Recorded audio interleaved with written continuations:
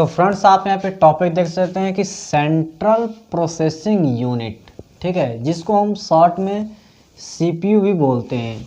और इसको ज़्यादातर लोग ये भी पूछते हैं, जिसे क्वेश्चन में आ जाता है कि ब्रेन ऑफ द कंप्यूटर क्या होता है, तो हम सेंट्रल प्रोसेसिंग यूनिट कह सकते हैं या फिर सीपीयू भी कह सकते हैं, ठीक है। अब इसको हम पूरा डिटेल में समझेंगे यार कि इसका सीपीयू नाम क्यों पड़ा, ठीक है, और एक क्या वर्क करता है क्या नहीं करता है। तो देखिए, सबसे पहले तो मेरा तो मेन फंडा होता है कि मैं आपको पहले हेडिंग समझाने की कोशिश करता हूं, उसके बाद इसके कंटेंट आपको अपने आप समझ में आ जाएंगे। तो सबसे पहले हम इसको ब्रेक करते हैं, जैसे कि हमारा सेंट्रल, ठीक है। तो सेंट्रल का मतलब होता क्या है, आप ये समझिए इसको पहले। सेंट्रल का मतलब होता है केंद्रित,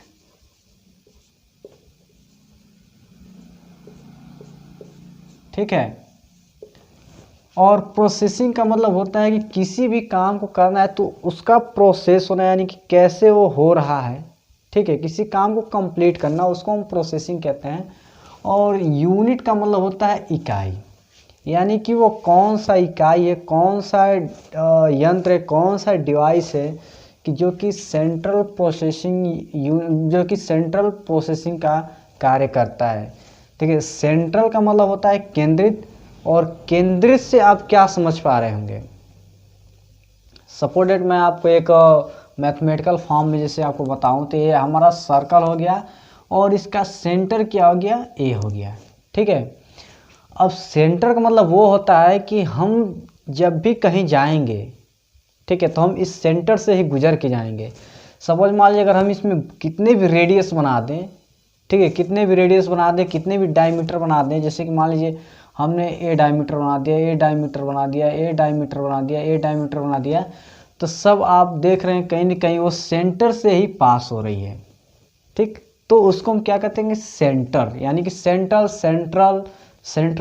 सेंट्रलाइजेशन, ये भी सब एक ही शब्द है, एक प्रकार से आप समझिए। तो ठीक उसी प्रकार जो हमारा सेंट्रल है, तो सेंट्रल का मतलब होता है केंद्रित, और केंद्रित का मतलब होता है जो एक कंप्यूटर में लगा होता है, तो इससे हमारे दिमाग में क्या जनरेट होना चाहिए और क्या जनरेट होता है कि कंप्यूटर में जो भी कार्य होंगे, चाहे हमें किसी डाटा को कंप्यूटर अंदर भेजना है, चाहे कंप्यूटर से डाटा हमें लेना है, चाहे प्रिंट कराना है, चाहे कोई प्रोसेसिंग करानी है, चाहे गाना अपलोड करना है, चाहे गाना डाउनलोड करना है कंप्यूटर में, चाहे इंटरनेट से कोई चीज़ डाउनलोड करनी है, चाहे कोई सॉफ्टवेयर इंस्टॉल करना है, तो वह सबसे पहले कहाँ मैसेज पहुँचेगा, सेंट्रल प्रोसेसिंग यूनिट यानी कि सीपीयू में, ठीक है। अगर कंप्यूटर में कोई समस्या आती है तो सेंट्रल प्रोसेसिंग यूनिट उसको चेक करके बताएगा कि ये समस्या आ रही है, ठीक।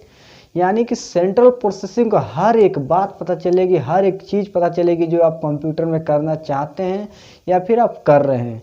सपोज जैसे मान लीजिए इसको बोला जाता है कि ब्रेन ऑफ द कंप्यूटर, ठीक है। अब इसको कैसे हम अपने ऊपर अप्लाई करते हैं, कैसे हम इसको अपने रियल लाइफ में देखते हैं, ये चीज़ बहुत इंपॉर्टेंट है। और ये चीज़ आप समझ गए तो यार एक कंप्यूटर का जो सेंट्रल प्रोसेसिंग यूनिट है, बिल्कुल आपको हलवा की तरह समझ में आएगा।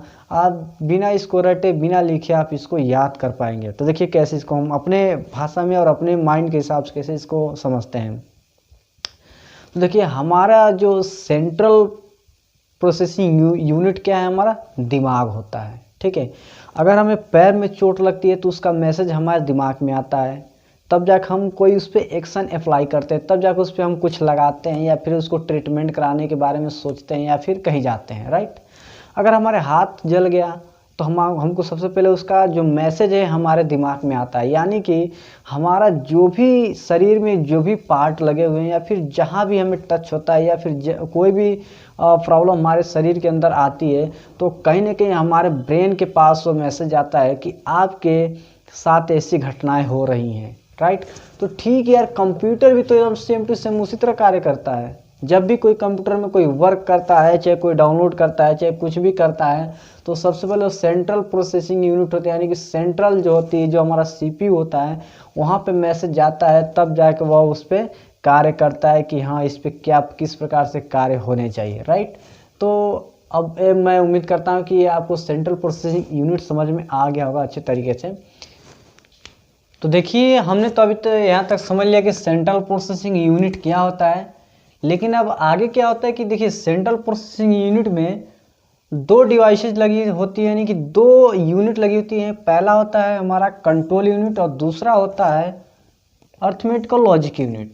अब आप सोच रहे होंगे यार इसके अंदर ये क्या कर रहा है, ठीक है। तो देखिए इन दोनों का होना इसलिए इतना ज़रूरी है और क्योंकि क्या होता है कि जब भी कंप्यूटर के अंदर इनपुट आता है, ठीक है, तो उसको कैसे स्टोर करना है, कब उसको मेमोरी के अंदर लाना है, ठीक है, मतलब कि कब मेन मेमोरी के अंदर लाना है, कब हमें इसका आउटपुट देना है, उसको कंट्रोल करने का काम किसका है, कंट्रोल यूनिट का काम है। आपको मैं इसके हेडिंग से समझाने की कोशिश करूं तो कंट्रोल यूनिट यानी कंट्रोल का मतलब होता है कि किसी भी चीज़ पे किसी भी कार्य को कंट्रोल के साथ कार्य करना, या फिर जैसे मान लीजिए अगर एक कंट्रोल यूनिट नहीं होता तो क्या होता है कि अगर मान लीजिए प्रिंटर से प्रिंट कोई चीज़ निकाल रहे हैं तो प्रिंटर अपना अगर एक कंट्रोल यूनिट नहीं होता तो फटाफट कुछ भी छाप के निकाल देता, ठीक है, उसी में लिपा पोती करके कुछ भी निकाल देता। लेकिन ये जो कंट्रोल यूनिट क्या करता है कि जब उसमें इंस्ट्रक्शन वो ये समझ लेता है कि हाँ कि इसमें किस प्रकार से हम इस मतलब कि प्रिंटर को चलाना है, तो वो कंट्रोल यूनिट उसी के हिसाब से वो कभी तेज कभी स्लो, कभी तेज कभी स्लो, कभी ऊपर नीचे आगे पीछे ऐसे करके उसको चला के एक अच्छा रिजल्ट देने का कार्य करता है, ठीक। इसको तो हमने समझ लिया कि हाँ कंट्रोल यूनिट क्या करता है। जैसे कि यार हमारे दिमाग की अगर हम बात करें तो हमारे दिमाग के अंदर भी कंट्रोल यूनिट होता है एक प्रकार से, समझ लीजिए। अब आप सोच रहे होंगे अरे कैसे, देखिए जैसे कि अगर हम चल रहे हैं तो अगर अचानक से हमारे सामने अगर बाइक आती है तो हम क्या होता है साइड हो जाते हैं, ठीक है। या फिर अगर जैसे कि मान लीजिए प्रिंटर की अगर हमने यहाँ पे बात किया तो हम अपने आप को प्रिंटर कैसे बनाएं और कैसे समझते हैं कि देखिए जब हम जैसे अपने कॉपी में कुछ लिखते हैं, ठीक है, तो हमें अपने आप को कंट्रोल करके रखना पड़ता है कि यार कहीं मैं ज़्यादा फास्ट ना लिखूं कि मेरी राइटिंग ख़राब हो जाए। राइटिंग ख़राब होगी तो यार ऑब्वियस सी बात है किसी को समझ में नहीं आएगी। अगर बहुत स्लो लिखेंगे तो ये भी हो जाएगा, टाइम बहुत लग जाएगा लिखने में और कहीं ना कहीं आपका बहुत ज़्यादा लॉस होगा। तो यार सेम टू सेम कंप्यूटर में भी तो एकदम वही सिस्टम होता है जो हम अपने आप अप्लाई करते हैं, अपने आप सोचते हैं, ठीक है। उसके बाद से सेकेंड है ALU, यानी कि इसको हम फुल फॉर्म लिख लेते हैं, उसके बाद आपको बताते हैं, ठीक है। तो ये हमने लिख दिया यहाँ पे फुल फॉर्म अर्थमेटिकल भी बोल सकते हैं, अर्थमेटिक भी बोल सकते हैं, तो अर्थमेटिक लॉजिक यूनिट, ठीक है। अब अगेन इसको हम ब्रेक करके आपको समझाने की कोशिश करते हैं, यानी कि इसको दो पार्ट में हम इसको तोड़ के समझाने की कोशिश करते हैं। तो देखिए हमने अपने पिछले वीडियो में काफ़ी डिटेल में बताया कि अर्थमेटिक का मतलब होता है क्या है, लॉजिक का मतलब क्या था, बट मैं यहाँ पे फिर से आपको बता दे रहा हूँ। अगर आपने उस वीडियो को नहीं देखा है तो यार उस वीडियो को आप एक बार ज़रूर देखें, क्योंकि जो कंप्यूटर का जो फंडामेंटल सीरीज चल रहा है ये वीडियो 1 बाय 1 है, जो कि अगर आप पहली वाली वीडियो अगर आप नहीं समझेंगे तो ये चीज़ें आपको उतने अच्छे तरीके से समझ में नहीं आएगी।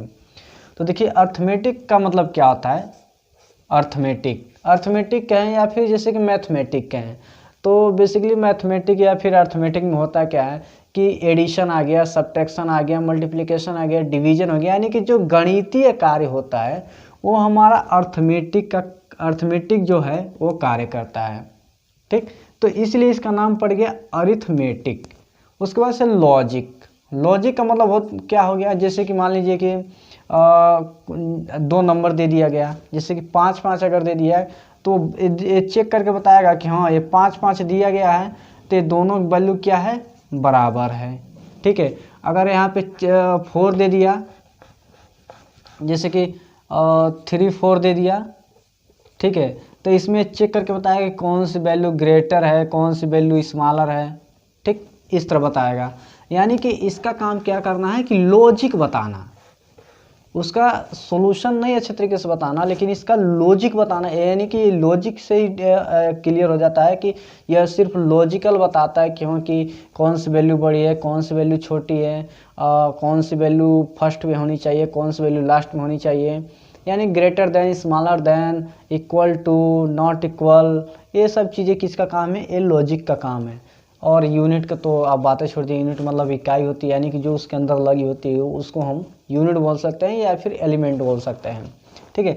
तो उम्मीद करता हूँ कि ये चीज़ें आपको समझ में आ गई होंगी यार कि सेंट्रल प्रोसेसिंग यूनिट क्या है। फिर अगेन मैं आपको एक बार ब्रीफ में बता देता हूँ कि जो सेंट्रल प्रोसेसिंग यूनिट होता है इसको ब्रेन ऑफ द कंप्यूटर बोलते हैं। जिस प्रकार से हम अपने दिमाग को सेंट्रल प्रोसेसिंग यूनिट बोलते हैं, यानी कि जो भी कार्य कंप्यूटर में होंगे, यानी कि चाहे गाना उसमें स्टोर करना है, चाहे गाना उसमें से अपने मोबाइल में कॉपी करना है, या फिर अपने मेमोरी में कॉपी करना है, या फिर जितने भी वर्क हम अगर यहाँ पे कंप्यूटर में कर रहे हैं तो सेंट्रल प्रोसेसिंग यूनिट से होकर ही जाएगा। सेंट्रल प्रोसेसिंग यूनिट को पता चलेगा ही चलेगा, आप कुछ भी कंप्यूटर में कर लीजिए।